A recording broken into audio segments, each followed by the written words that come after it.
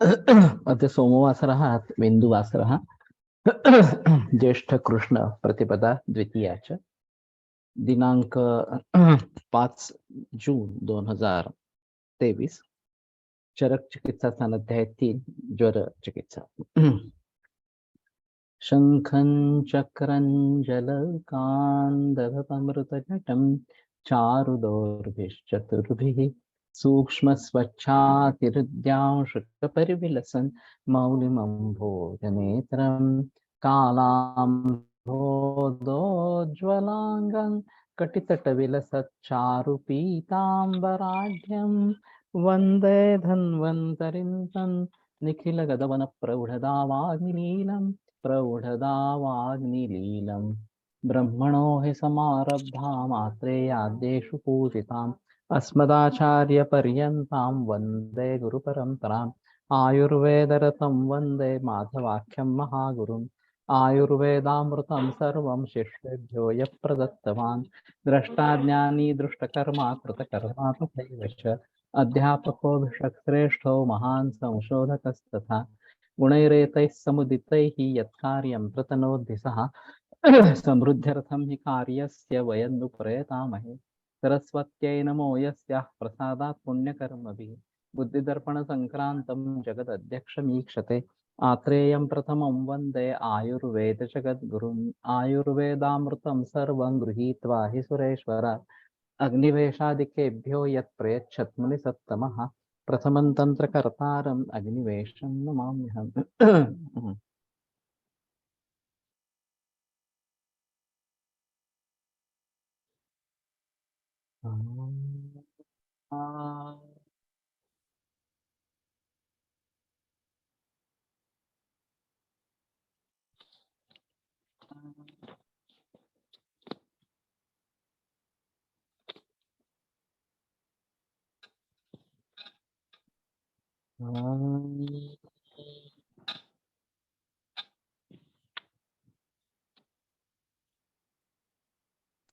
ओम शांति शांति शांति।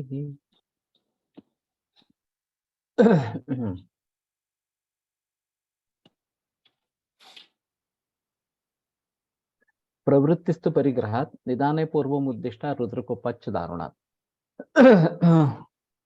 तो यथा मया पूर्वमुक्तं योगायुर्वेदयोः यत्र यत्र साधर्म्यस्थलं भवति तत्र तत्र अस्माभिः अवश्यमेव विचारणीयं।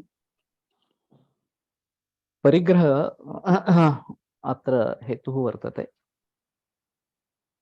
अपरिग्रहः तत्र योगाङ्गे निर्दिष्टः इत्यतः परिग्रहः तावत् रोगकारणम् इति अत्र सुस्पष्टं प्रतिभाति।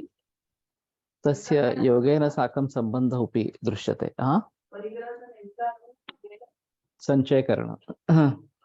परिग्रह का मतलब है संचय करना इस प्रकार से। हाँ, संपत्ति वगैरह इसी प्रकार से।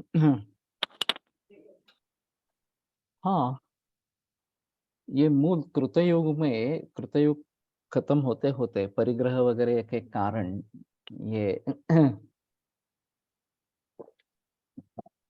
आलस्य, शरीर दौर्बल्य वगैरह वगैरह इस प्रकार के पहले प्रादुर्भूत हुए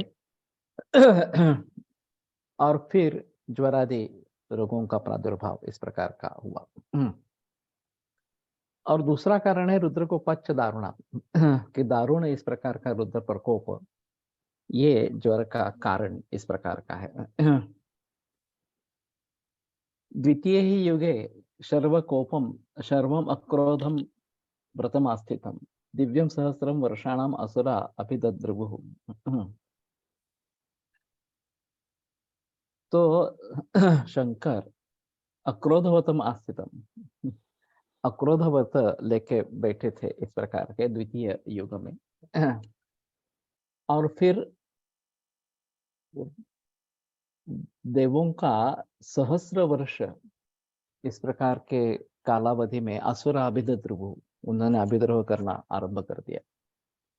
तपो विघ्नाशनाः कर्तुम तपो विघ्नं महात्मनः पश्यन् समर्थश्चोपेक्षां चक्रे दक्ष प्रजापति। तो ये तपो विघ्न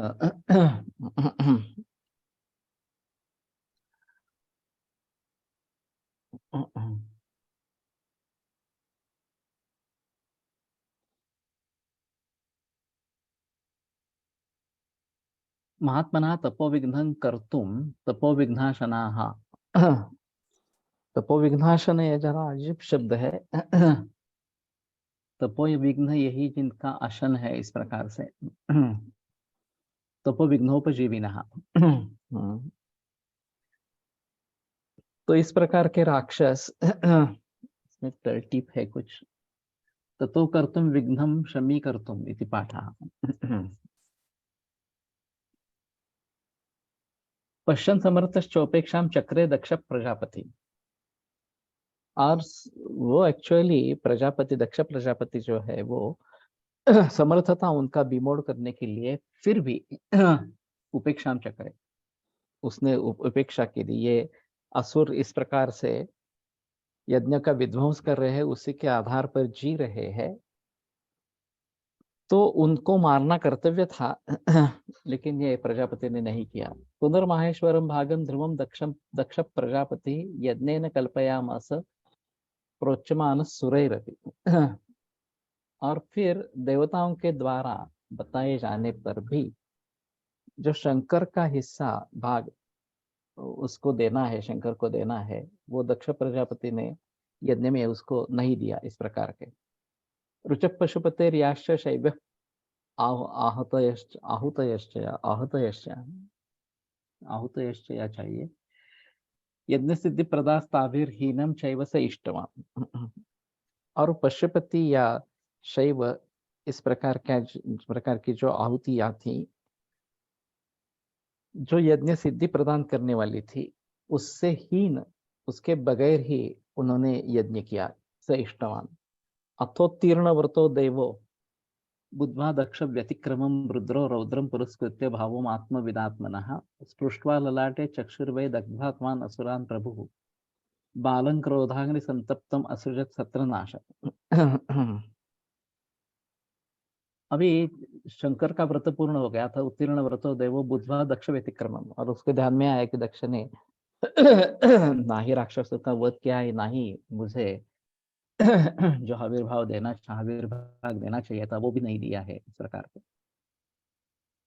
तो रौद्र पुरस्कृत्य भावम आत्मविद आत्मनः, जो उसका भाव जानने वाला, इस प्रकार का भाव निर्माण करके सृष्ट्वा ललाटे चक्षुर्वै दग्ध्वा तान असुरान प्रभु। तो ललाट में तृतीय नेत्र शंकर ने निर्माण किया और उन राक्षसों को उन्होंने जला दिया।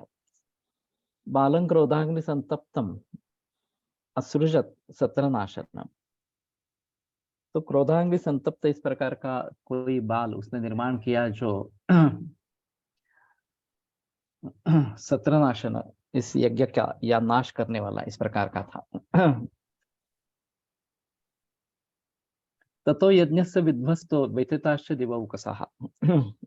तो वो यज्ञ का विध्वंस हो गया और स्वर्ग में रहने वाले सभी जो देव है वो व्यथित इस प्रकार के हो गए। दाह व्यथ परिता यथा परिताश्च भ्रांता भूतगणादिशा। और सभी भूतगण जो है वो दाह व्यथा परित इस प्रकार से हुए, दाह और व्यथा से भ्रांत हो गए और दिशाओं में फैल गए इस प्रकार से। अथेश्वरम देवगणः सह सप्तर्षिभिर्विभुम तम ऋग्भिरस्तुवन् यावत् शैवे भावे शिवस्थितः। तो उस महादेव को देवगण सर्व सप्तर्षि के साथ तो विभु इस प्रकार का महादेव तम ऋग्भि अस्तुवन, तो उसको रुचाओं के द्वारा उन्होंने उसका स्तवन किया। यावत शैवे भावे शिवस्थिता, जब तक ये अपने मूल भाव में नहीं आया कि शिव यानी कि कल्याण करना, इस भाव में जब तक वो नहीं आया तब तक ये करते रहे इस प्रकार से।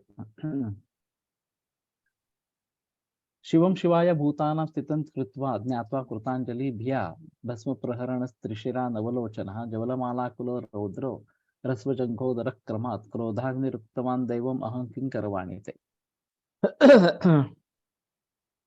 और जब प्राणी मात्रों के कल्याण के लिए शिव स्थित हो गया, तो हाथ जोड़कर भी से भस्म प्रहरण भस्म प्रहरण, जो भस्म फेंक रहा है, त्रिशिरा, तीन जिसके मस्तक है, नवलोचन, नवलोचन है, ये भी अजीब है। तीछ नवलोचन यानी कि उसमें भी क्रोधाग्नि का संबंध है इस प्रकार से। क्रोध नयन है इस प्रकार से। ज्वलमाला कुलो रौद्रो रस्वजंगोदर क्रमान, और ज्वलमाला से आकुल इस प्रकार का भयंकर रस्वजंगोदर, जंघा और उदर जिसके रस्व है, क्रोधाग्नि उक्तवान देव अहम किंग करवाणी थे। तो क्रोधाग्नि ने शंकर से पूछा कि मैं आपके लिए क्या करूं। तो मुवाच ईश्वर क्रोधम ज्वरो लोके भविष्यसि, तो जन्मानव निधने चैव तुमुपचारांतरेषु च। तो उस क्रोध को ज्वर ने क्रोध हो, तो ईश्वर ने कहा कि लोके ज्वरा भविष्यसि, तुम लोक में ज्वर हो जाओगे, और जन्म के शुरू में और अंत में, और अपचारांतर अगर बीच में होते हैं तो तुम वहां पे मौजूद इस प्रकार के रहेंगे।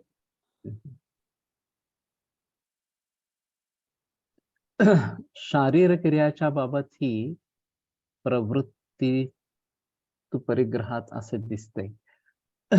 मूत्राशयात विशिष्ट मूत्र मर्यादे पलीकडे मूत्र संचय झाले की तेही ते बाही प्रवृत्त होते। मलाशयाचे बाबतही तसेच आहे। दोष संचय ही छाया क्षय झाला की ते अन्यत्र प्रसार होण्यास प्रवृत्त होते। सही है। तो इन सभी की प्रवृत्ति जो है परिग्रह है, संचय करने से रोगों की प्रवृत्ति होती है, चाहे मूत्र संचय, मल संचय या फिर दोष संचय इस प्रकार की बात हो।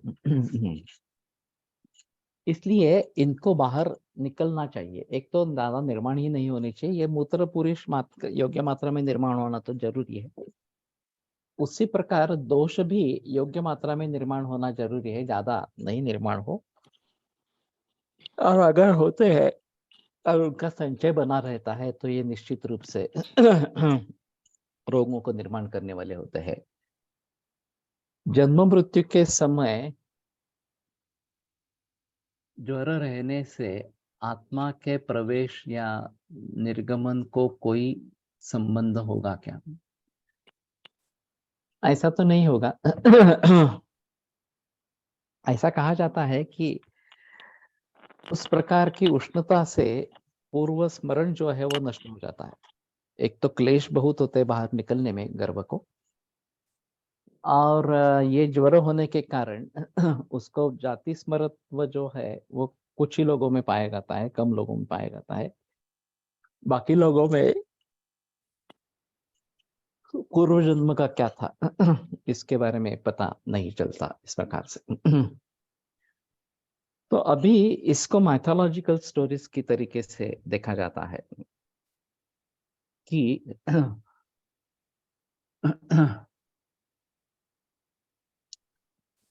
ज्वर का आदिम निर्माण किस प्रकार से हुआ। तो उसका संबंध दक्ष प्रजापति के द्वारा, पहले तो उनको राक्षसों को मारना चाहिए था, उन्होंने मारा नहीं। सामर्थ्य था तो भी नहीं मारा, ये पहली बात। उनकी तरफ दुर्लक्ष्य इस प्रकार के किया। और फिर शंकर के लिए जो आहुतियां देनी थी यज्ञ में, यज्ञ जो कर रहे थे उसमें शंकर के लिए जो आहुतियां देनी थी वो नहीं दी। देवताओं के कहने के बाद भी नहीं दी गई इस प्रकार से, और अधूरा ही यज्ञ कर दिया इस प्रकार से। और शंकर उस समय में अक्रोध व्रत लेके बैठे थे। तो ये भी थोड़ा अजीब है कि इस प्रकार का अक्रोध व्रत लिया जा सकता है कि मैं निश्चय कर लेता हूं कि मुझे क्रोध नहीं आना है इस प्रकार से। और जब तक ये व्रत चलता रहेगा तब तक क्रोध नहीं आना है, इस प्रकार की स्थिति होनी चाहिए। और वर्ष सहस्र दिव्य इस प्रकार के ये सिलसिला चलता रहा। और फिर जब वे जग उठे तो उन्हें पता चला कि दक्ष प्रजापति ने ये अपराध किए हैं। तो उन्होंने तृतीय नेत्र खोला और फिर ये दक्ष के यज्ञ का विध्वंस इस प्रकार का किया। और फिर देवताओं के द्वारा स्तवन होने पर वो शांत हो गए। फिर ये जो क्रोध निकला था, उसने पूछा अब मेरा क्या काम है, मैं आपके लिए क्या करूं। वह संताप रूपी ज्वर नहीं, मोह रूपी ज्वर, कार्य अकार्य अनभिद्यत्व है। लेकिन ज्वर का मतलब ज्वलन इस प्रकार का है। ज्वरेणाविशता भूतम नहीं किंचिन्न तप्यते। इसलिए शरीर का टेम्परेचर बढ़ जाता है, इसलिए ज्वर कहते। तो ये मोह रूपी होता है जन्मादो निधने इस प्रकार से। तो स्मरण नहीं रहता पूर्व जन्म का, या आगे भी क्या होना है ये भी पता नहीं चलता शायद इस प्रकार से। लेकिन संताप लक्षण ये प्रधान प्रधान है, और उसके जरिए ये क्रोध है, संताप है, तो उसके जरिए निर्माण होता है, इसलिए उसको ज्वर कहा गया है।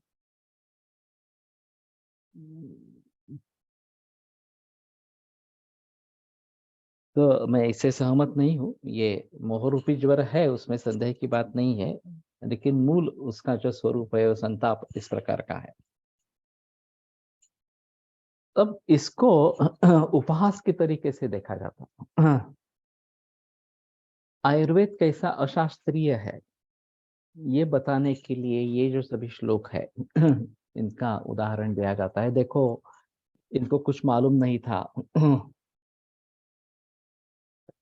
कि सूक्ष्म जंतु होते हैं, उनके जरिए इन्फेक्शन होता है, और इन्फेक्शन के परिणाम स्वरूप ज्वर आ जाता है। लक्षण है ज्वर, ये लक्षण है इस प्रकार से। और इनको इसके बारे में कुछ पता नहीं था, इसलिए ये कहानी बताई इस प्रकार से। दक्ष प्रजापति के विध्वंस करने, यज्ञ के विध्वंस करने के लिए रुद्र ने ये सब बातें की वगैरह वगैरह इस प्रकार से। तो मेरा कहने का तात्पर्य अर्थ है कि जो हमारे ग्रंथों में लिखा है उसको हमें प्रमाण मानना जरूरी है। आप्तोपदेश ये सबसे अहम इस प्रकार का है। यज्ञाचे आमंत्रण दक्षाने दिले नहीं, ये भी सही है। और अगर ग्रंथकार इस प्रकार से कहते हैं तो पहले हमें उस पर विश्वास करना है। आयुर्वेद के छात्र होने के जरिए पहले हमें इसमें विश्वास करना है। अब इस प्रकार की बातों को हम दूसरे किसी तरीके से समझ पाएंगे या नहीं पाएंगे अलग बात है। ये तो बता दिया इस प्रकार से ज्वर का निर्माण इस प्रकार से हुआ। कुछ कुछ रोगों में इस प्रकार से कुष्ठ वगैरह में बताया गया है कि किस प्रकार से पौराणिक कथा क्या है उसके पीछे, और ये कैसे निर्माण होते हैं। अधर्म के बारे में बात की गई है कुष्ठ में, और पूर्व जन्म में जो कुछ अधर्म किया है, पाप किया है, उसका फल रूप इस प्रकार इस जन्म में कुष्ठ होता है, ये भी बात बताई गई है। तो अगर हम चार्वाक जैसे बन जाते हैं या आधुनिक दृष्टिकोण को स्वीकारते हैं, तो कहाँ है ये, कैसे मालूम पड़ेगा? कैसे हम इस पे इसके ऊपर विश्वास करेंगे? यही भावनाएं मन में जागृत होगी। और खास करके आधुनिक शिक्षा लेके अगर हम आयुर्वेद में प्रवेश कर रहे हैं, 12वीं कक्षा उत्तीर्ण होकर कर रहे हैं, और अब तक आयुर्वेद के बारे में कुछ भी सुनना नहीं है, मालूम ही नहीं है उसके बारे में, तो संभवतः ये जरूर बात हो जाती है कि अरे ये क्या लिखा है, इसका क्या संबंध है, वगैरह वगैरह इस प्रकार। मैं एक दूसरा उदाहरण देता हूँ जिससे शायद आंखें खुल जाए। अभी ऑटो इम्यून डिसऑर्डर्स काफी बढ़ रहे हैं और उसका एक महत्वपूर्ण कारण वैक्सीनेशन है। हम वैक्सीनेशन में क्या करते हैं, टीका लगवाते हैं। तो वही ऑर्गेनिज्म, वही माइक्रो ऑर्गेनिज्म जो है वो कम मात्रा में, जिनका बल कम है, इस प्रकार से अपने शरीर में प्रवेश करवाते हैं उसका,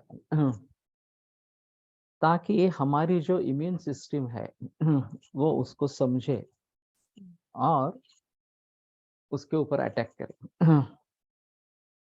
तो ये जिस प्रकार का माइक्रो ऑर्गेनिज्म है, उस प्रकार से उसका प्रतिकार करना है। बैक्टीरिया है तो अलग है, वायरस है तो अलग है, और कुछ है तो अलग है, इस प्रकार।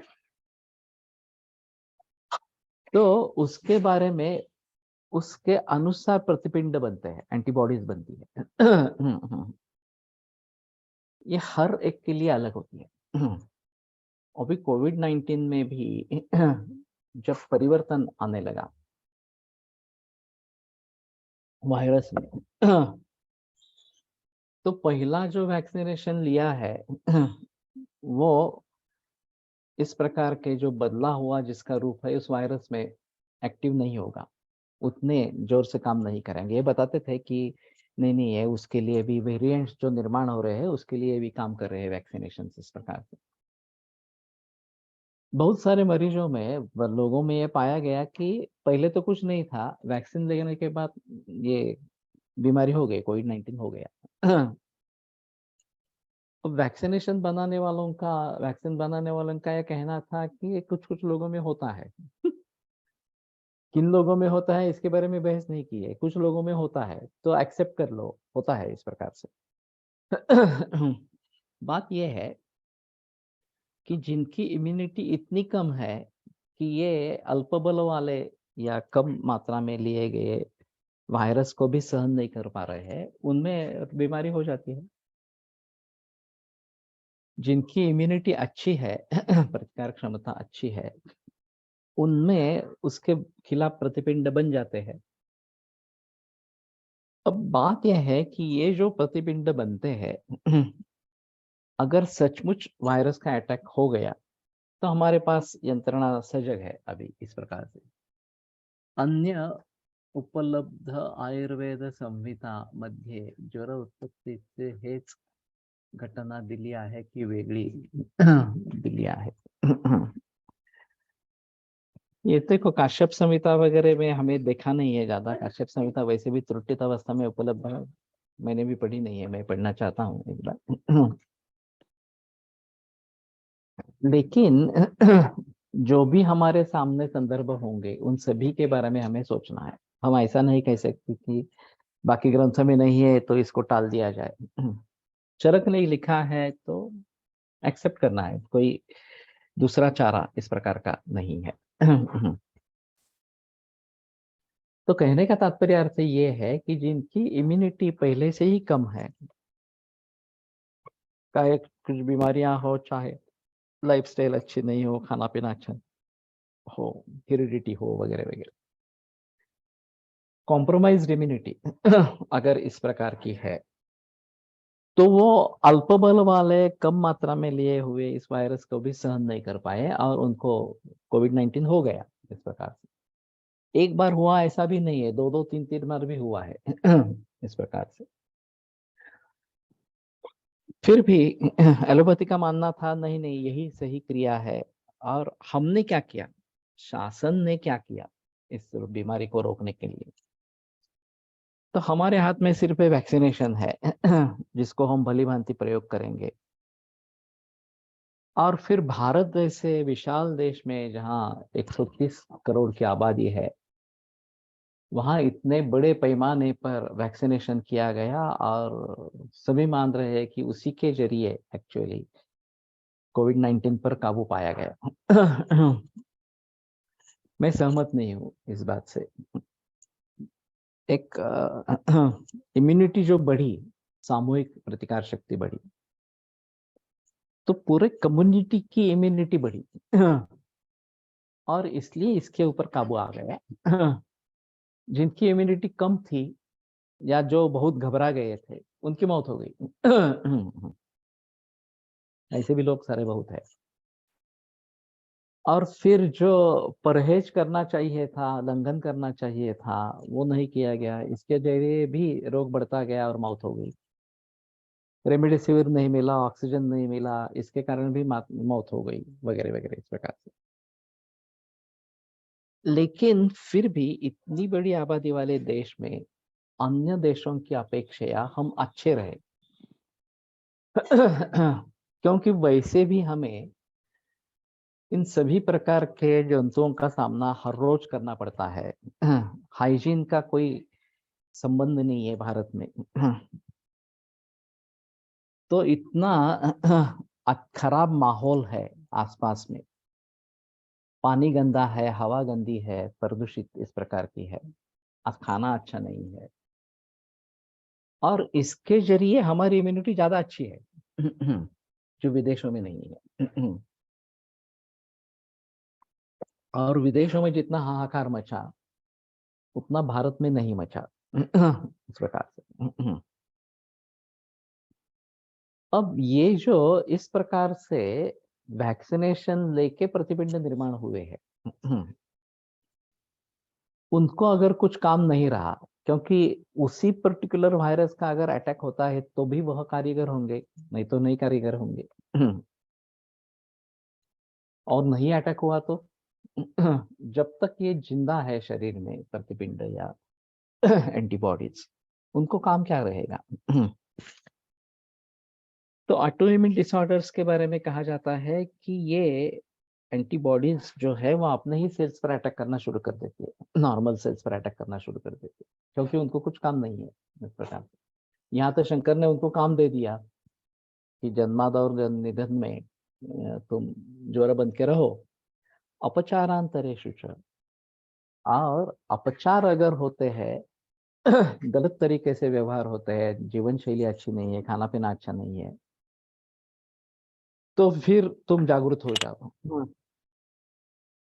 तो उसी प्रकार से अपचारांतर अगर होता है, ये तो प्रतिपिंड जागृत हो जाते हैं, क्योंकि ये नेचुरली नहीं बने हैं।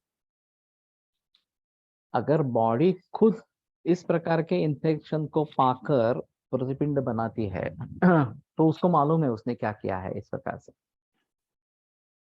और इन्फेक्शन होगा तभी बनाएगी, नहीं तो नहीं बनाएगी। जरूरत ही नहीं है इस प्रकार से। और वेरिएंट चेंज हो जाएगा तो भी बनाएंगी।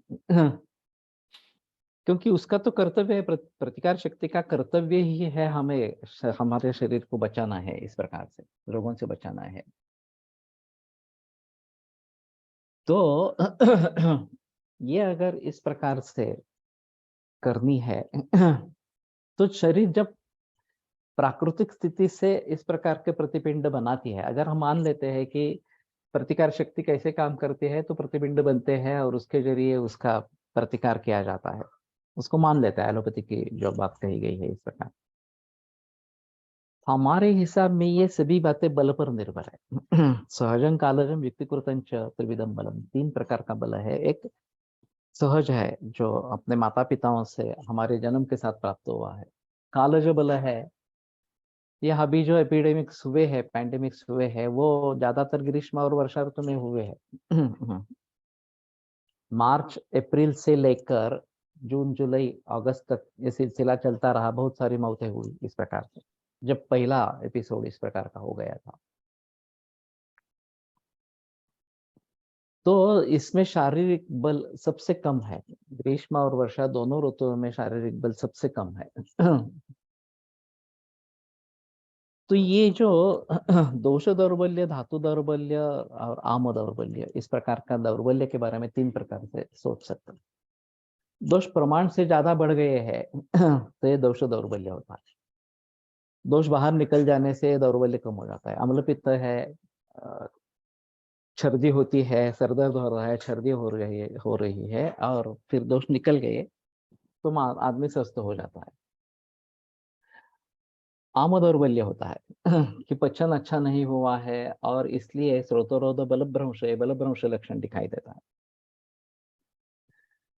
और आम का पचन हो जाए, लंघन हो जाए, तो ये दौर्बल्य दूर हो जाता है, जो बात हुई नहीं कोविड-19 में। कि कोविड-19 में लंघन करना ज़रूरी था। हमारे हिसाब में ज्वर है, वात कफ ज्वर है वगैरह-वगैरह इस प्रकार से कुछ बातें बहस चली थी। संक्रामक ज्वर है, इस प्रकार की भी बातें हुई थी। जनपदोद्भवंस है, इस प्रकार की भी बातें हो रही थी। लेकिन सभी में आवश्यक ये था तो पाकिस्तानसारख्या देशात जेथे फारशी काळजी घेतली गेली नाही, तेथे कोविडने त्या प्रमाणात नुकसान दिसले नाही. ॲलोपॅथिक मॅनेजमेंटने अधिक नुकसान झाले. या जो भी कुछ लिखना है वो हिंदी में लिखो. पाकिस्तान जैसे कंट्री में जहाँ सुविधाओं का अभाव था, पैसों की कमी थी, दारिद्र्य था, तो ये उपाय नहीं किए गए. फिर भी वहाँ का डेथ टोल इतना ज़्यादा नहीं रहा. विदेशों में जहाँ प्रगत राष्ट्र है, संपन्नता है, वहाँ डेथ टोल सबसे ज़्यादा रहा इस प्रकार से. और जो एक भीति का माहौल इन्होंने खड़ा किया, ये सबसे अहम कारण है मृत्यु का इस प्रकार से. तो आम दौर्बल्य अगर है, तो लंघन ही करवाना है, पाचन करवाना है ज़्यादा से ज़्यादा. तो इससे दौर्बल्य दूर हो जाता है, बलभ्रंश जो है वो दूर हो जाता है. लोग समझते हैं कि हम लंघन करेंगे तो थकान आएगी, ऐसी बिल्कुल बात नहीं है. आम दौर्बल्य है तो लंघन करने से थकान नष्ट होती है, दूर होती है. लंघनेन क्षयं नीते दोषे संदुक्षिते नले स्वास्थ्यं शुद्ध पक्ति बलम ओजश्च जाए, तो बल निर्माण होता है. तो ये बात पक्की ध्यान में रखनी है कि पहली चिकित्सा आम दौर्बल्य के लिए लंघन ही है. वो जो वैद्यों की जिन्होंने दवा ली है, सलाह ली है, उन्होंने लंघन किया, घर पे ही रहे, अस्पताल में नहीं गए. फिर जो भी कुछ दवाइयाँ दी गई, उससे वो ठीक हो गए. अभी काफ़ी वैद्य बढ़ गए हैं पूरे समाज में, उनसे जुड़े हुए परिवार है और वो पहली चिकित्सा आयुर्वेद की करना चाहते हैं, तो वो सब अच्छे रहे. थोड़ी अपवादात्मक इस प्रकार के होंगे कि जिनमें प्रतिकार शक्ति बिल्कुल कम थी, उनके बारे में कुछ दिक्कतें इस प्रकार की आई. नहीं तो इन सभी मरीजों में केवल लंघन और आयुर्वेदिक दवाओं से ठीक हो गया, आगे कुछ करने की नौबत नहीं आई. लेकिन पूरा समाज तो एलोपैथी के कब्जे में है. तो फिर निदान इस प्रकार का आना है. बाद में एक बात सामने आई थी कि जो परीक्षण का तरीका था कोविड-19 को देखने का, वो सिर्फ कोविड-19 को ही आइडेंटिफाई कर रहा था या नहीं कर रहा था, इसके बारे में संदेह इस प्रकार का है. शायद इन्फ्लुएंजा वायरस को भी वो कोविड-19 लेबल कर रहा था. और फिर ये इन्फ्लुएंजा ही था, कोविड-19 था ही नहीं. ये भी बात अलग हुई इस प्रकार से. और वैसे इन्फ्लुएंजा की साथे आती रही है, कुछ हद तक लोग मरते रहे हैं. लेकिन जिस प्रकार से इसके बारे में माहौल खड़ा किया, भीति का माहौल खड़ा किया, उससे ये स्पष्ट है कि लोगों को घबराना यही प्रमुख उद्देश्य इस प्रकार का था, ताकि वो वैक्सीनेशन ले, ताकि वो अस्पताल में दाखिल हो जाए. और गवर्नमेंट भी 1.5 लाख रुपए देना शुरू किया. अगर अस्पताल में दाखिल होते हैं तो इलाज के लिए 1.5 लाख रुपए वो पूरे एलोपैथी में जा रहे थे पैसे इस प्रकार से. उसी प्रकार का सिलसिला कैंसर में है. वहां भी 1.5 लाख जो बिलो पॉवर्टी लाइन है, उनके लिए 1.5 लाख तक खर्चा गवर्नमेंट करती है. वो पूरा पैसा एलोपैथी में चला जाता है. आयुर्वेद के बारे में कोई सोच है ही नहीं, कैंसर में आयुर्वेद कुछ कर सकता है इस प्रकार से. और संक्षेपतः क्रिया योग निदान परिवर्जनम, ये जो बात होनी चाहिए वहां उसका कहीं पे ठिकाना नहीं है. तो कहने का तात्पर्य अर्थ ये है कि ये जो एंटीबॉडीज बनी है, प्रतिपिंड बने हैं, उनको अगर काम नहीं रहा तो वो अपने ही सेल्स पर अटैक करना शुरू कर देते हैं। और यही ऑटोइम्यून डिसऑर्डर है। अब ऑटोइम्यून डिसऑर्डर के लिए एलोपैथी में ना कुछ उपाय है, कुछ भी नहीं है। स्टेरॉइड देते रहते हैं, स्टेरॉइड डिपेंडेंट हो जाते हैं पेशेंट, और फिर मूल रूप से तो ठीक होता ही नहीं है। तो मैं समझता हूँ कि एक तरीके से ये मोह है, अपने कौन और पराये कौन ये न समझना, ये मोह है। तो उसके जरिए हमें ज्ञान दे सके, मोह दूर करे। जैसे अर्जुन का मोह कृष्ण कृष्ण ने भगवत गीता बताकर दूर किया कि सामने मेरे गुरुजन है, मेरे बंधुजन है, उनको मैं कैसे मारूं। इस प्रकार का मोह जो अर्जुन को हो गया था, विषाद हो गया था उसको, इसलिए कृष्ण ने भगवत गीता बताई। और महाभारत का सबसे महत्वपूर्ण योगदान है भगवत गीता। व्यास ने ये सब बातें लिख ली जो कृष्ण ने अर्जुन को बताई इस प्रकार से। बाकी महाभारत से हमें क्या लेना है, ये एक अलग बात इस प्रकार की रहेगी। लेकिन भगवत गीता एक मानव धर्म है। ये किसी हिंदू धर्म वगैरह का विषय नहीं है, सभी के लिए है, और ये बड़ी देन है हमारे लिए। तो उसी प्रकार से अगर हम मोह को दूर करने की कोशिश करते हैं जो सेल्युलर लेवल पे है, वैसे कैंसर में भी जो एबनॉर्मल सेल हो जाता है, धीरे धीरे बढ़ने लगता है, वो उसकी गति इतनी धीमी है कि इम्यून सिस्टम को कुछ पता ही नहीं चलता कि शरीर में ऐसा कुछ हो रहा है। और जब उसका प्रोलिफरेशन बड़े पैमाने पर होने लगता है और कुछ गाढ़ बन जाती है शरीर के अंदर बाहर इस प्रकार से, तो पता चलता है, तब तक 4-5 बरस निकल गए होते हैं। अरे कुछ ये शत्रु हमारे शरीर में बढ़ रहा है इस प्रकार से। लेकिन तब तक इसकी ताकत बहुत ही बढ़ गई, इस प्रकार की स्थिति है। और फिर हमारी इम्यूनिटी अगर कम है तो वो प्रतिकार नहीं कर पाती और कैंसर हो जाता है। तो कहने का तात्पर्य अर्थ ये है कि हमारे यहाँ ये सब बल पर निर्भर इस प्रकार का है। और खास करके धातुओं का बल है, हमें अच्छा इस प्रकार का रखना है।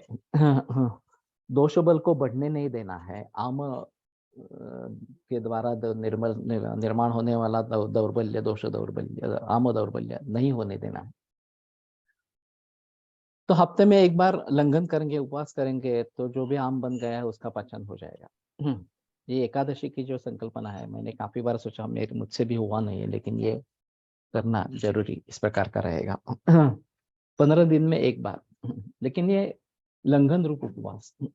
अगर भूख लगती है तो कुछ फल खा लिया, दूध ले लिया, बस, बाकी और कुछ नहीं करना है इस प्रकार से। भूख नहीं लगती है तो कुछ नहीं करना है। इस प्रकार से करेंगे तो ये आम दौर्बल्य नाम की चीज नहीं निर्माण होगी। नियमित रूप से समय पर खाना खाएंगे, जितनी मात्रा है उतना ही खाएंगे, वगैरह वगैरह, जीवन शैली प्राकृतिक रखेंगे, तो दोष दौर्बल्य नहीं होगा, दोष नहीं बढ़ेंगे,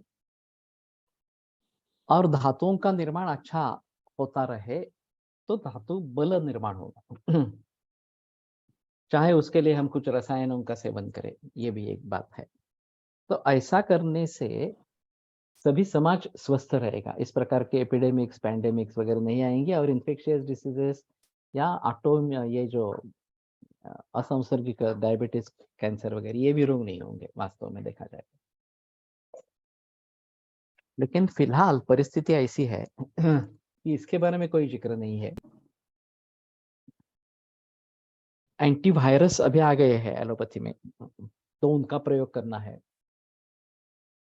अजीब बात है कि ये गांजूवीर जो मार्केट में लाया गया, इन विट्रो एक्टिविटी प्रूव हुई कोविड-19 के वायरस के लिए। आईसीएमआर ने पेटेंट दे दिया इसको इस प्रकार से। और जो प्रचलन में आ गया। लेकिन केवल कोविड-19 के वायरस के लिए ही उपयुक्त है ऐसा नहीं है, हेपेटाइटिस के लिए भी उपयुक्त है, एचआईवी के लिए भी उपयुक्त है। तो फिर ये सिलसिला आगे चलता रहा कि इनमें भी प्रयोग करना है। हमारे दृष्टि से त्रिदोष शामक इस प्रकार का है, शालीपर्णी और रसायन है। तो गुड़ुचि जैसे द्रव्य हमको लेते रहने चाहिए, त्रिदोष शामक है, रसायन है, इस प्रकार से। शालीपर्णी इस प्रकार से उभर रही एंटीवायरल एक्टिविटी के लिए इस प्रकार से। तो कहने का तात्पर्य अर्थ है कि शंकर से इस प्रकार से रुद्रकोपभव ज्वर निर्माण हो गया, उसको हम समझते हैं माइथोलॉजी है, ये झूठ है, कुछ उनको मालूम नहीं था इसलिए कर रहे हैं। लेकिन एंटीबॉडीज निर्माण हुई, उनके लिए कुछ कार्य नहीं रहा, इसलिए उन्होंने हमारे शरीर पर अटैक करना शुरू कर दिया। ये क्या है? कुछ भी अलग नहीं है, वही है, तब सिर्फ देखने का तरीका है। अगर हम इस कथा के अनुसार उसको देखने की कोशिश करेंगे, तो उस कथा में और इस कथा में कोई अंतर नहीं है। इसको हम वैज्ञानिक मानते हैं, उसको कहते हैं कि यह वैज्ञानिक नहीं है, पूरा पौराणिक इस प्रकार का है, उसका कोई संबंध नहीं है इस प्रकार से। और इसलिए आयुर्वेद अशास्त्रीय है। सबसे अहम मुद्दा क्या है कि केवल इसको अशास्त्रीय मानते हैं, इस प्रकार की बात नहीं है। पूरे आयुर्वेद को ही अशास्त्रीय मान लेते हैं। और ये आसानी से होता है, क्योंकि हमने जो पढ़ा है इस प्रकार से विज्ञान के आधार पर, वो यही कहता है कि ये सब झूठ बातें है, बकवास है। कोई संबंध नहीं है उसका इस प्रकार से। और जो एलोपैथी कह रही है कि इस प्रकार के एंटीबॉडी निर्माण होती है, वैक्सीनेशन का प्रोपेगेंडा करने के लिए तो ये आवश्यक था कि प्रतिपिंड निर्माण करने चाहिए इस प्रकार से उस पर्टिकुलर वायरस के लिए। वेरिएशन आएगा तो क्या करेंगे, वो बताते रहे, नहीं नहीं होगा, उसके भी लिए भी इसका इलाज होगा इस प्रकार से। और फिर आगे उसका क्या होगा, ये हमने कृत्रिम रीति से बनाए हैं प्रतिपिंड, जो है एंटीबॉडी जो बनाई है वो। तो कृत्रिम रीति से इस प्रकार से करने से जो इम्यूनिटी बनती है वो कम दर्जे की इम्यूनिटी होती है। अगर हमारी इम्यूनिटी स्ट्रांग होकर प्रतिपिंड बनाती है तो वो ज्यादा दिन टिकते हैं, ज्यादा काल तक ये टिकी रहती है। और वेरिएशन हो गया, नया वायरस आ गया, तो भी उसके लिए वो बनाने में सक्षम रहती है, क्योंकि उसका मूल कार्य ही इस प्रकार का है।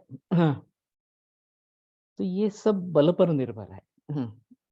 और अच्छी तरीके से हमारा बल होना चाहिए, धातु बल होना चाहिए, और दोष दौर्बल्य आम दौर्बल्य नहीं होना चाहिए। ये अगर हो सकता है तो हमें किसी भी पैंडेमिक से डर नहीं होना चाहिए। अभी मैं जो आयुर्योग की बात कर रहा हूँ, उसको दोनों को आगे इकट्ठा लेने की बात कर रहा हूँ। तो खास करके मानसिक भावों के बारे में हम कैसे करेंगे, ये एक अहम मुद्दा इस प्रकार का।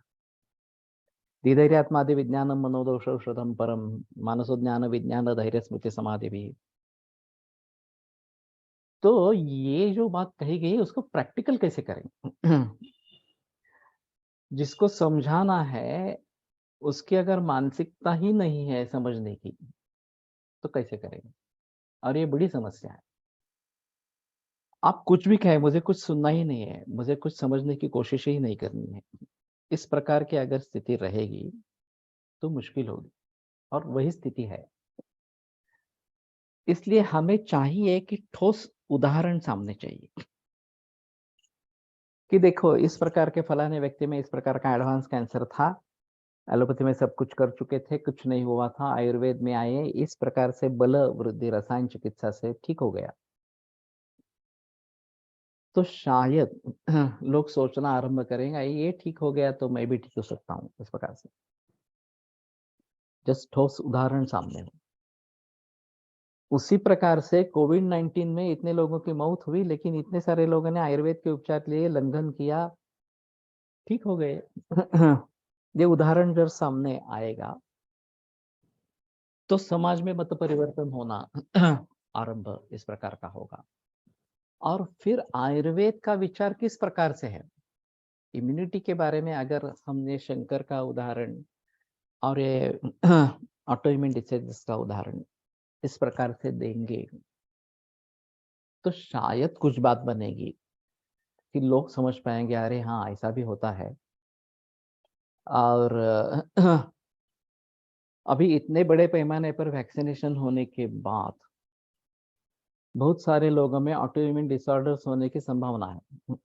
अगले 3-4 बरस में ये सामने आएगा। और फिर उसका प्रतिकार कैसे करना है? एलोपैथी में तो कुछ है नहीं। तो हमें ही सजग रह के अपनी प्रतिकार शक्ति को अच्छा रखने के लिए प्रयास करने। वैक्सीनेशन लिया भी हो, तो भी समीर जमदग्नि ने एक बीच में कहा था कि ये महातिक्त का घृतपान कराए, वैक्सीनेशन अगर लिया है, ताकि उसके दुष्परिणाम ना हो। उसके जो विषारी परिणाम इस प्रकार से होंगे, वो नहीं हो।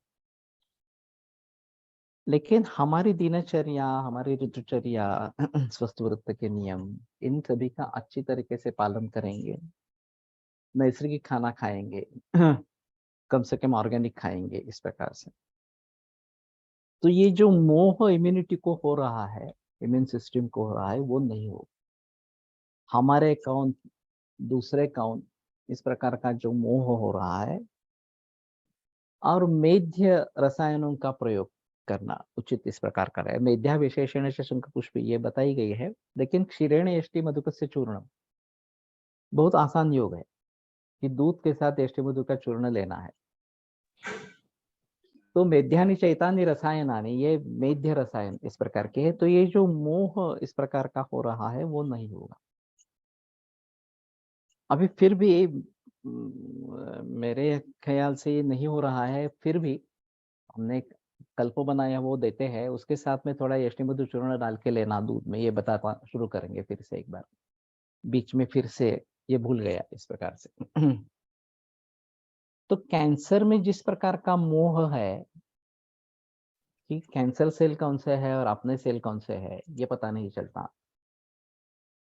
और केमोथेरेपी अंधाधुंध गोलीबार करते रहते हैं, दोनों को मार देती है, कैंसर को भी मार देती है, नॉर्मल सेल को भी मार देती है। और इससे इम्यूनिटी डाउन हो जाती है। जब हम खुद लड़ेंगे, अपने प्रतिकार शक्ति से लड़ेंगे, तो वो अपने शरीर को अच्छा रखेंगे, उसकी नुकसान नहीं होने देंगे। और जो केवल कैंसर सेल है, उन्हीं को मारने की कोशिश करेंगे। तो रसायन चिकित्सा से यह बल प्राप्त होगा, धातु बल बढ़ेगा। आम दौर्बल्य नहीं होने देना है, दोष दौर्बल्य नहीं होने देना है। तो जिन-जिन ऋतुओं में जिन-जिन दोषों का प्रकोप है, वसंत में कफ का है तो वमन करवा लो, बस्ती करवा लो, इसमें वर्षा ऋतु में, और शरद ऋतु में रक्तमोक्षण और विरेचन करवाओ, तो दोष दौर्बल्य नहीं होगा। जब खाना लगे, जब भूख लगे, जितनी भूख लगे उतना ही दूध लेना है, ये हम शुरू से बताते हैं। तो आम दौर्बल्य नहीं होना है, जबरदस्ती दूध नहीं पीना है, जबरदस्ती खाना नहीं खाना है। तो आम दौर्बल्य से और दोष दौर्बल्य से बचे रहे, धातु बल को बढ़ाते रहे रसायन चिकित्सा से। तो ये बात जरूर हो सकती है। और फिर धीरे-धीरे कैंसर कम होने लगेगा, या इस प्रकार के पैंडेमिक जो है वो कम होने लगेंगे। वैक्सीनेशन या दूसरी विष का तो मानना चाहिए। कीटहीन वीर्य विष वक्तव्य। ऑटो इम्यून का संबंध दूसरे से माने तो विषाक्त द्रव्यों का लाभ हो सकता है, शायद घृतपान इसलिए यूज किया होगा।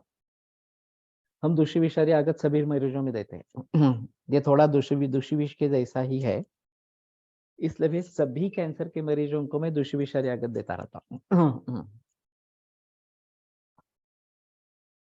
तो इसके जरिए जो विष के कारण हमारी इम्यूनिटी कम हो रही है, ओज कम हो रहा है।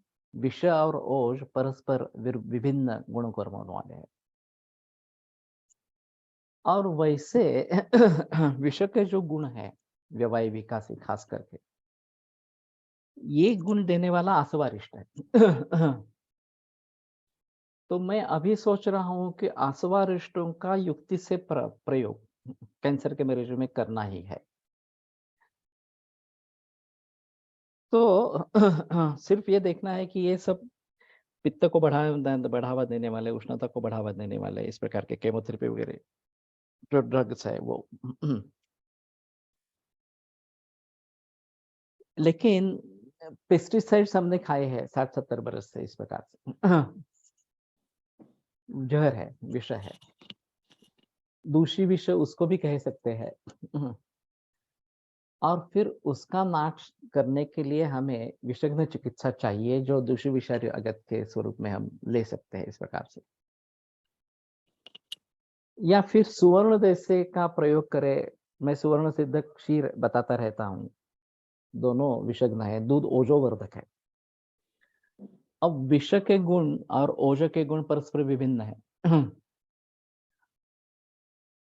तो विष शरीर में बढ़ गया है तो उसको कम करने के लिए दूध ये सबसे अच्छा ऑप्शन है कि वो विष को कम करता है और फिर ओज को बढ़ाता है, रसायन है इस प्रकार से। तो सुवर्ण सिद्ध क्षीर सभी मरीजों में देते रहते हैं इस प्रकार से। तो इन सभी तरीके से अभी जो दूषी विष शरीर में बैठा है उसको कैसे कम करेंगे? आम दौर्बल्य नहीं होने देंगे, दोष दौर्बल्य नहीं होने देंगे, दोष को उन उन ऋतुओं में बाहर निकालते रहेंगे। अगर हमारे पास डिसीज फ्री स्टेट में पेशेंट आते हैं या तंग आ चुके हैं केमोथेरेपी से, अब आगे नहीं करनी है, दूध पर शिफ्ट हो गए, 2-2.5 लीटर दूध जा रहा है, तो उन उन ऋतुओं में जो भी इस प्रकार का शोधन है वो करते रहेंगे ताकि दोष न बढ़े और दोष दौर्बल्य निर्माण न हो। और धातु बल सुधारने के लिए रसायन चिकित्सा चालू रखेंगे। और आसवारिष्टोम का इस प्रकार से अच्छी तरीके से प्रयोग हो सकता है। ये अभी मैं सोच रहा हूँ, दूध से लूज मोशन होते हैं, सभी को नहीं होते। देसी गाय का ही दूध लेना है, ये अहम बात है। जब भूख लगे, जितनी भूख लगे उतना ही लेना है। और लूज मोशन होने के बाद कैसा लगता है, अच्छा लगता है या थकान आती है, ये देखना जरूरी है। अगर अच्छा लगता है तो दोष दौर्बल्य निकल जा रहा है, तो कुछ नहीं करना, चालू रखना। अगर दौर्बल्य आ रहा है तो थोड़ा सोचने की बात है। फिर मुस्ता सिद्ध, शुंठी सिद्ध इस प्रकार के करके दे देंगे, पाचन करेंगे इस प्रकार से। उससे भी नहीं होता है तो ही दूध के बारे में कोई पर्याय सोचे इस प्रकार से। लेकिन हम दूध दे रहे हैं रसायन के हिसाब से दे रहे हैं, रसायन करने के लिए दे रहे हैं। रसायन अगर नहीं किया जाएगा तो रोगों पर काबू कैसे पाओगे? तो इसलिए हमें चाहिए कि अच्छी तरीके से पहले सोचे क्या करना है, मुझे क्या परिस्थिति है और क्या करना है। करने पर दिक्कतें आएगी तो उसके बारे में विचार करना है, लेकिन ये नहीं करना कि अरे दिक्कतें आ रही है तो नहीं करना है, ये मूर्खता होगी।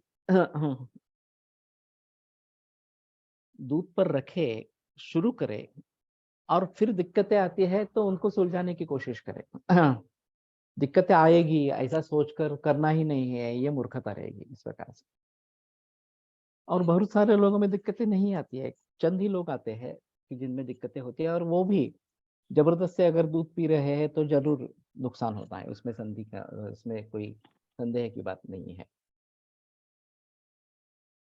तो इसको भलीभांति ध्यान में रखना है। वर्षा ऋतुओं में विष का प्रभाव बढ़ता है, ऐसा चरक संहिता में उल्लेख है। कोविड केसेस बढ़ने का वो भी एक कारण हो सकता है, विशेषता जिनका बल कम है उनमें। मैंने शुरू में ही बताया था कि ग्रीष्म ऋतु और वर्षा ऋतु में इसमें बल सबसे कम होता है। और फिर ये दोष वगैरह जो है वो ज्यादा अगर बलवान है, अग्निमंद है, वर्षा ऋतु में ये भी बात सही है कि अग्निमंद है। तो हमने अभी ये अग्निकृत आसव बनाया है।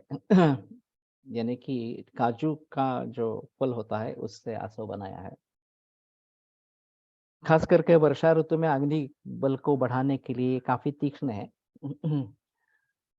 मैं उसका अभी प्रयोग करने जा रहा हूँ सभी मरीजों में, कैंसर के मरीजों में विशेषतः इस प्रकार से। और हमारे लिए आसान है। अभी मैंने करीबन 60 लीटर बनाया है। 30 लीटर अभी लेके आया हूँ, 30 लीटर वहां पे अभी भी है। अगले बरस में उससे भी ज्यादा बना सकते हैं उस, क्योंकि ये काजू की ही मेन खेती है तो मिलता है, कोई प्रॉब्लम की बात नहीं है इस प्रकार से। उसका नाम नए अग्निकृत आसव इस प्रकार का रखा है, जो एक इस प्रकार का श्लोक बताया जाता है जो काजू के बारे में संस्कृत में है इस प्रकार के, उसमें अग्निकृत ये एक पर्याय है, तो वो लेकर मैंने ये बनाया है इस प्रकार से। और जैसे कहा कि विषयों की जो जो जो क्षमता है वही आसव राष्ट्रों में भी है, क्योंकि उनमें भी ये व्यवहारिक विकास इस प्रकार के गुण है। और ओजोवर्धक इस प्रकार के आसव हो सकते हैं, अगर हम शतावरी वगैरह इस प्रकार से आसव बनाते हैं तो ये ओजोवर्धक भी हो जाते हैं इस प्रकार से। तो इस प्रकार से अगर हम सोचेंगे और साथ में दूध रसायन के रूप में चालू रखते हैं, केवल दूध का आहार देते रहते हैं, तो इसमें जरूर काबू पाएंगे, कैंसर पे जरूर काबू पाएंगे इस प्रकार से।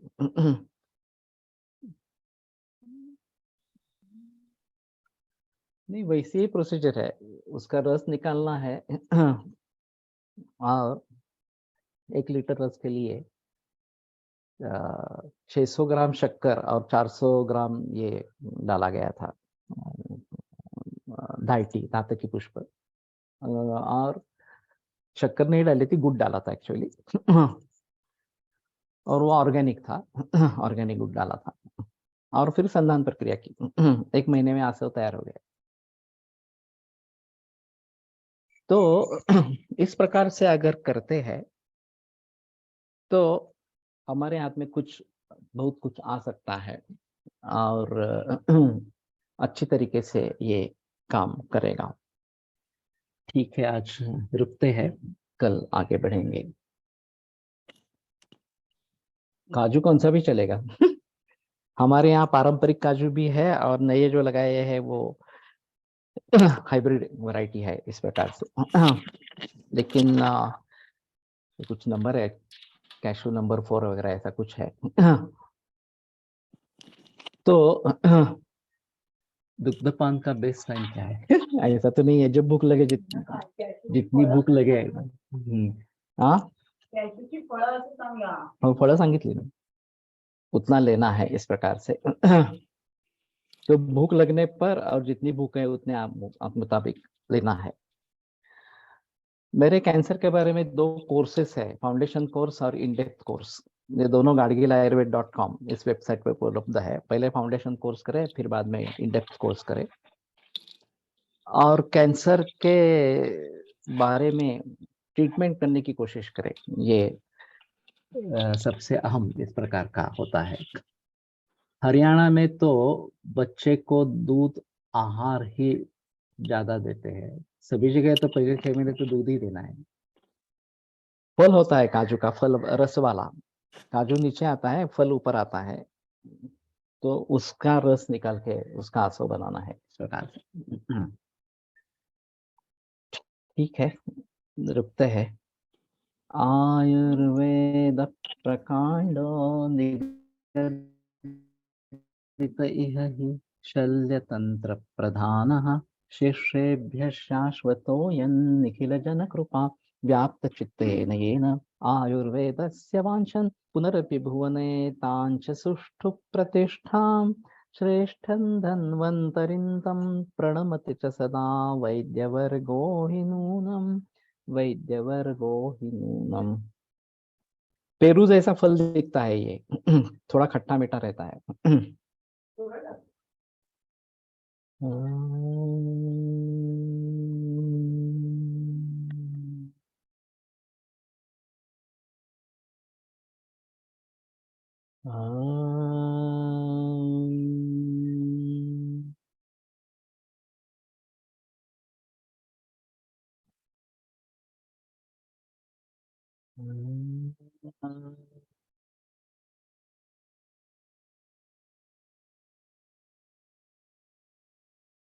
ओम शांति शांति शांति। विरम्यते व्याख्यान व्यापारात्। श्वः पुनरपि मिलिष्यामः।